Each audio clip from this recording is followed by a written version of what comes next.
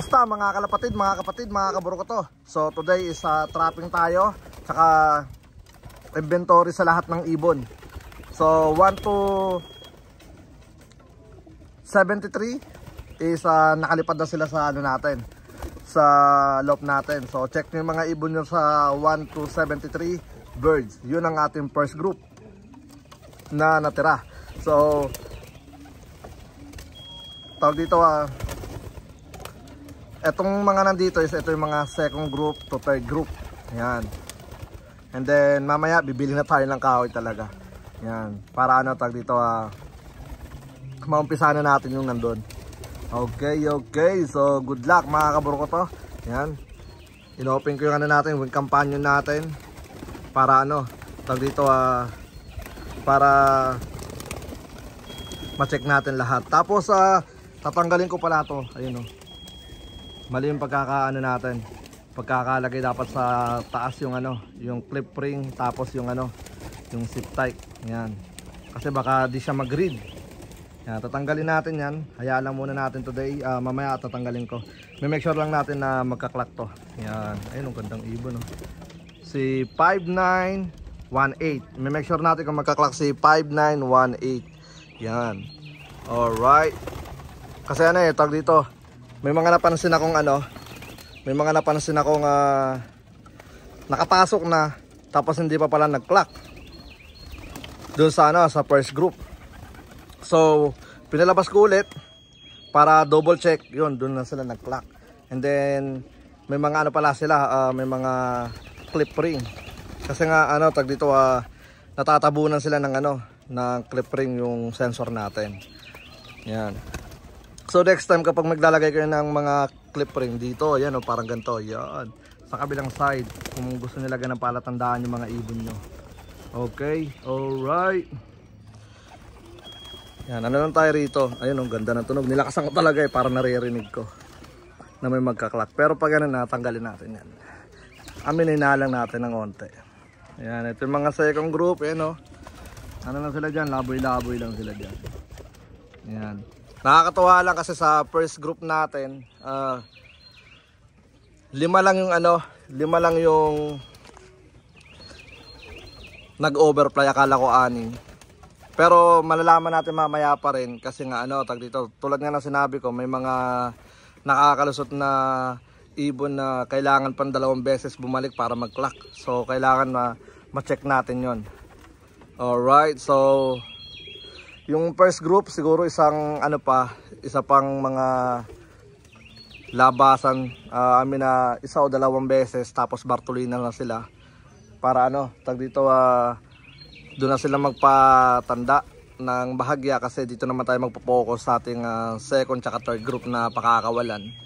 Yan, hihiwalay ko yung mga pinakabata, kaya di nyo basta-basta kagad makikita yung mga ibon yung sobrang bata dahil medyo ilelate ko sila ng pakawala dahil kailangan nila magkaroon ng edad ng bahagya.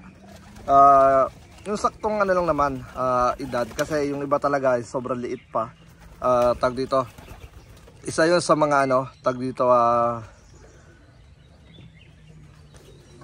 pwedeng maging dahilan ng pagka-overplay nila. Yan, dahil medyo maliit pa, ibig sabihin hindi pa sila ganun kalakas. Kumbaga tag dito, pag bumaksak sila sa medyo malayo na natin na lugar, let's say ng mga 3 bahay, 4 na bahay, baka mahirapan na sila makabalik. Yan, kaya kailangan medyo makisig na yung mga ibon bago natin pakawalan. Kumbaga parang medyo malakas-lakas na, mga ganon. Bigyan ko kayo ng sample na sobrang mga maliliit na ibon. Ito. Yan, ito, may mga maliliit talaga kumbaga tag dito yung size nila, tag dito parang may pagka-late hatch talaga. Ang gandang pakinggan Spider-Man. Yan. So hopefully today may sumili pa ulit sa mga nag-overfly natin. Yan, para tag dito makapagpahinga siya at makarecover siya. So today hindi tayo nagpakawala kasi cloudy. Yan, cloudy hanggang I think mga ilang araw cloudy. So ngayon, focus tayo dito sa mga ano natin, sa mga warriors natin dito. Yan o. Yan. Shoutout kay ano, kay Amelers Love. Yan. Kay Kuya Alan. Yan. Alright, so sa mga nandito, yan. Ano lang natin sila rito, pabayaan lang natin sila. Ito, breakaway. Shoutout kay breakaway. Okay, so yan mga kabro ko to, bali pababayaan lang natin sila dito all day. Tapos yung mga, meron tayong mga nakahiwalay doon. Yung kay Lakabaw siguro di niya makikita magkaklak yung ibon na dalawa. Hindi ko lang sigurado tol kung nasa first group yung ibon mo. I think nasa second group yun eh. Pero check natin kung wala sa 1 to 73, ibig sabihin wala doon yung ibon mo. Pero kung wala sa ano, sa second group, wala na yung ibon mo, nandun may dalawa pa. But I think nasa ano yun eh, nasa second group. Yan. Ayun oh. So sa 5 ibon na yon, sino kaya yung mga umano tag dito, mga lumayo. Yan. Kahapon may umuwi pa, red check. Ganda pa kayo pag may mga tut. Yan. So asikasuhin ko mamaya yung mga kahoy natin. Ipapakla ko lang to. Ayoko kasing iwanan tong mga second group dito. Kahit na naka-screen na sila rito, ayoko silang iwanan. Dahil pag may nambulabog dito, syempre yung iba kasi rito still nasa trapping training pa rin. So baka kapag may nambulabog dito, hindi niya alam gagawin niya. Siya tag dito, lipad-lipad siya rito hanggang sa madakma sa gilid. So isa pa rin yun sa mga delikadong sitwasyon. So kailangan talaga marunong na sila mag-trapping para pag may bulabog, pasok agad lahat. Sa first group wala na tayong masyadong problema doon. Ang problema na lang doon is low fly, maging matatag sila sa sa liparan.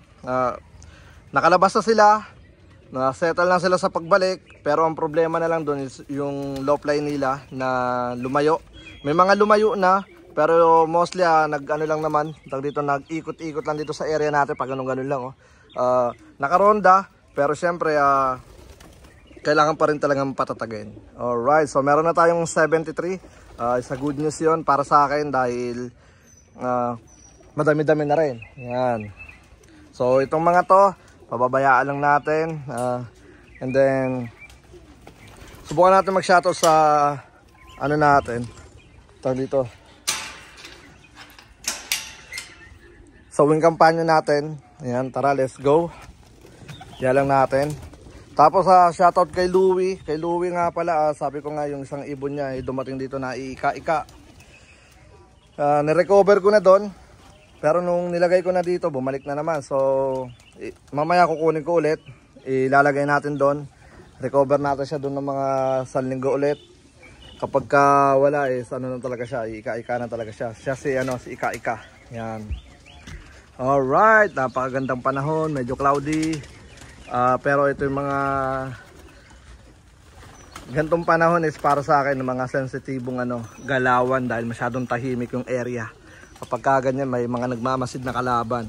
Yan. So sana bago magbalikan yung mga kalaban natin is tag dito masettle na natin to lahat. Yun lang.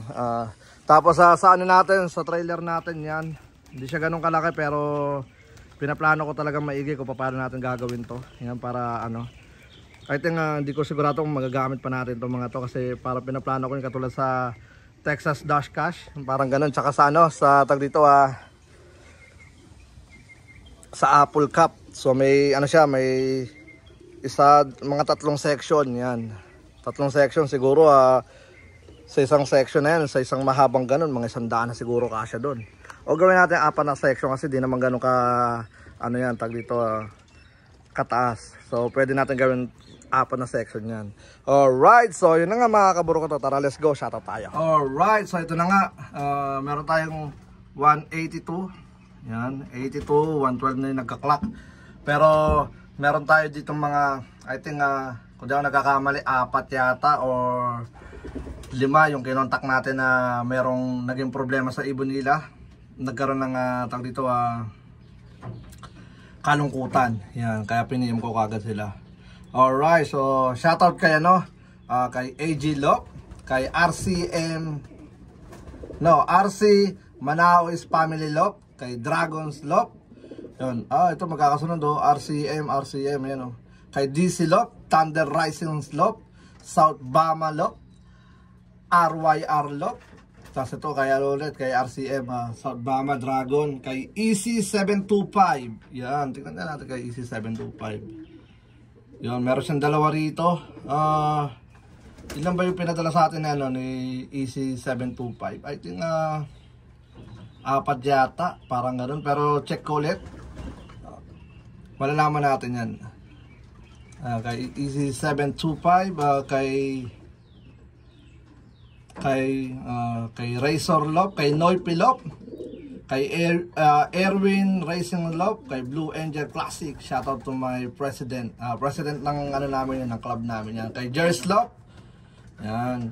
Kay Kapampangan Syndicate, Noipy Lop, RF Family Lop, kay Randolph Scott, Jonas Sky Warriors, kay Chains 1, Tristar in the Sun, Most Wanted. Ano yun? May nalaglag lang. Skylop, Filipino Puncher of Houston. Shoutout kay Kuya Esmer. Thunder Rising Lop, shoutout kay Pearl Lop, kay Kuya Boyet. Ayan, Boyet Logo. Ito ngayon na yata. Pinoy Pride, Hooser Boy. Pinoy Pride, meron na. Kay Do Ocampo, Breakaway, Dragon. Yun na, ano na natin mga yan. Halos lahat sa 74 yan. Tapos nag-start ng 74 kay Thunder Rising Love. Yan yung mga na to. Tag dito mga kay yung Lakabaw nga sa second group.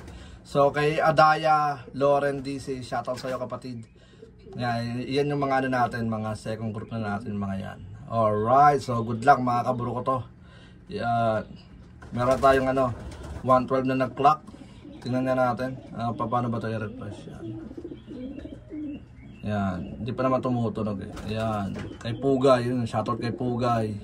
So good luck mga kaburo ko to. So yan muna mga kaburo ko to. Then dito tayo. Play natin. Ialam muna natin. So yun na nga mga kaburo ko to. Bali shoutout sa lahat ng mga patuloy na sumusuporta sa Campo Capistrano. So inuna ko ng pinapasok kanina yung natin, yung mga napalopline natin kasi hindi ako mahirapan sa kanila sa pagpapapasok dahil kapag tinawag ko sila is umaano na sila tag dito sumusunod naman sila. So kaya nga sabi ko eto dito medyo masakit pa ulo natin dito sa mga to dahil kapag pinapapasok natin yan, nandyan lang sila, nandito lang sila. Yan. Kasi nga I think second day pa lang yata ng iba dyan sa loob, dito sa loob natin. Kaya medyo pahirapan talaga. Alright, so yun na nga mga kaburo ko to. Bali, hanggang dito na lang muna yung video natin. Maraming salamat sa lahat ng mga patuloy na sumusuporta sa Campo Capistrano. Capistrano Classic, One Loop Race, let's go!